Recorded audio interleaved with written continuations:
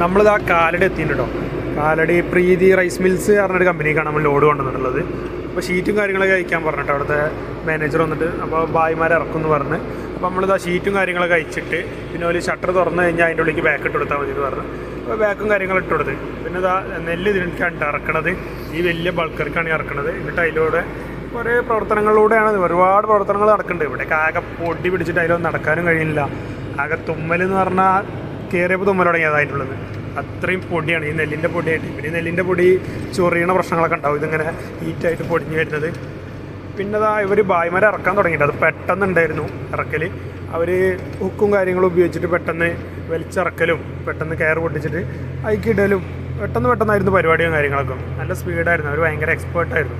പിന്നെ വണ്ടി വൃത്തിയാക്കുന്ന ടൈമിനും ഒരുപാട് ചാക്ക് തുന്നൊക്കെ പൊട്ടിയിട്ടേ വണ്ടിയിൽ കുറേ പോവുകയും ചെയ്തിരുന്നു.